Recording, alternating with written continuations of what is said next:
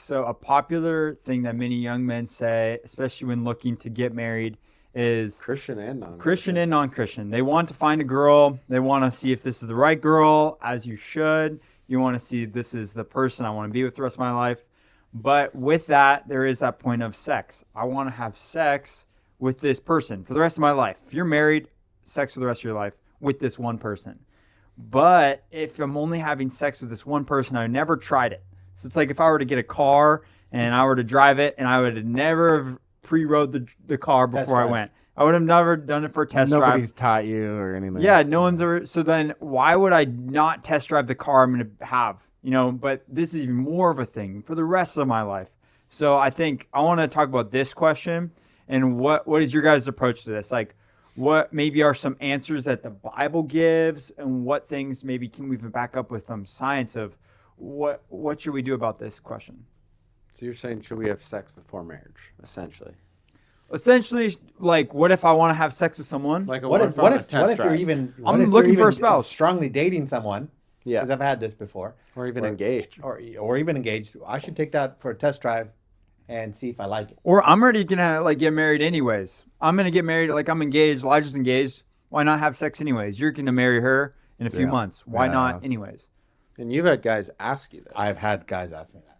Yeah. So my answer is like, in every single way, you're hurting yourself. But let me go back to this point, and I'll just put this as a foundation because I think it's important. When you're having sex, it's body, soul, and spirit. It is not just your physical body. What we hear online, even on TV or movies, Body count. it's a body count. But you're not interweaving the most important part, which is your soul, your memory, your conscious, all that stuff is actually being played, and also your spirit being. And the Bible says that when you have sex, you're becoming one with them in spirit. And so why does that so important? Because people think that sex is just the transaction of your body, but it's not. It's your whole person. Everything is attached. So there was a buddy of mine. He actually told me this about a year ago. He called me because he felt so bad. He felt so guilty. And he was a new Christian. And so he was drinking with a buddy. And while he was drinking, he fully got drunk. And so he barely even remembered going to his buddy's apartment. But he wakes up next to a girl that he doesn't even remember her. He doesn't know her name. He doesn't remember anything about the night. But he had sex with her. They were both naked. Okay. So he was calling me because he felt so, like he's crying. He felt so guilty, so much shame. And he goes, but I just don't remember anything. So his physical body was there, but what he was actually telling me was his spirit felt the shame and the guilt, not his physical body. Okay? Yeah. His spirit being was feeling the guilt and the shame. So when we think about sex, we got to think about it as a holistic person. You're becoming one with that person. And I think women attach themselves way more than a man does. But I believe that a man is leaving behind a piece of themselves. And the greater the body count, the more pieces of himself he's actually dispersing and giving away to people that he'll never know, he'll never talk to. He's actually ruining himself. And their sex life actually ruins. They think it's getting better because they know how to do it, or they know, how to perform better, but it's actually not performing better. You perform better when two become one, and you can serve that other person better over and over and over again. And you know what they like, you know what they don't like. Right. You're If serving the them random properly. person, you know nothing. Nothing. Actually, there's some science to this.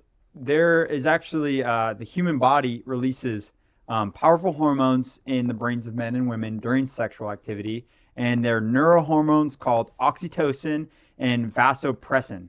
So these two hormones actually are released during sex.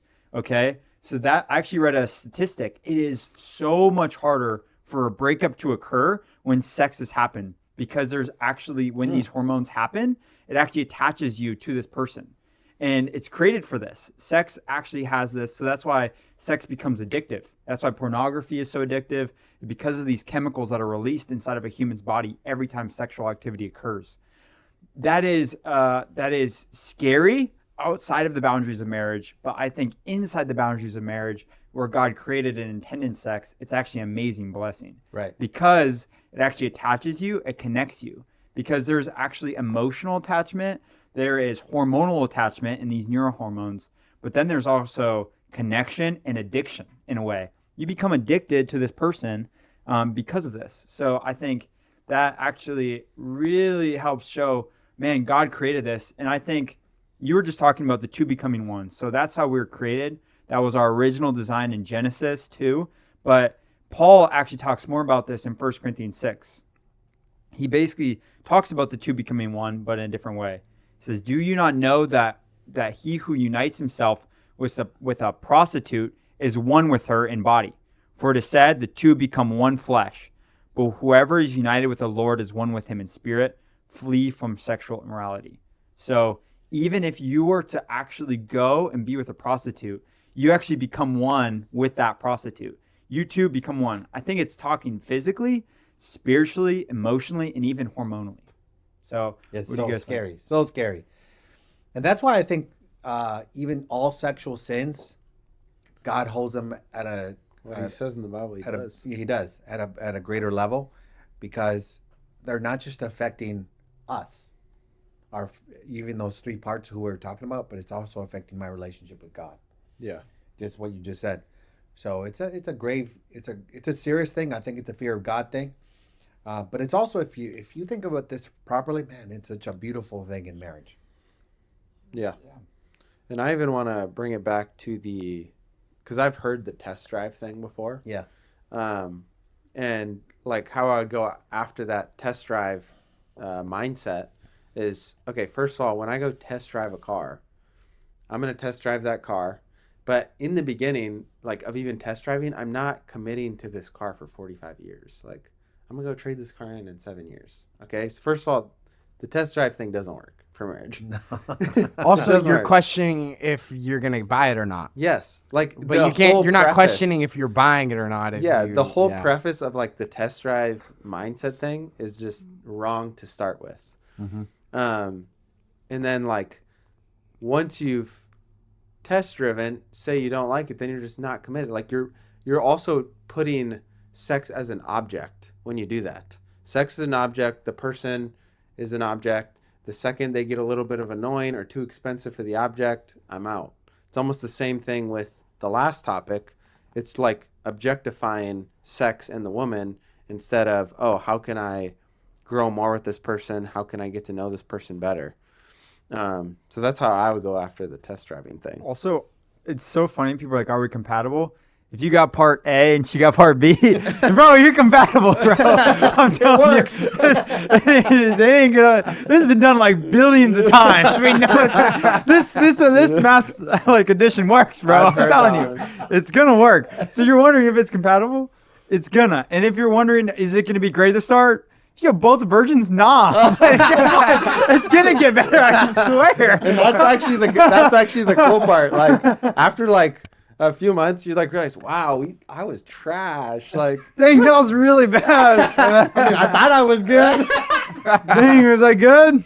And it's just like any other skill. Like you get better. Like I've heard people say that too, and it's like, but what if they're like a virgin and they don't know what they're doing? They're not gonna. It's gonna suck. But that's the point. You like just like learning anything else. You get better at it and also, you grow. what a cool thing to be able to grow in together. Yeah. Like rather than be like, I gotta be good. I gotta have just like done it so many times and I'm like good. What if you're just like suck and then she's like not as good and then you just be like, yo, I like this. You like this? Cool. And you like grow in this relationship together in intimacy. Sounds like a way better thing actually. Rather than be like, dang, you slept with like that many people. No shame if you have. I think there's a lot of redemption in having a past and having sex. I think God really does wipe it. You can be changed forever. But there still is wanting to actually be changed and new and renew your mind. So, yeah. Boom.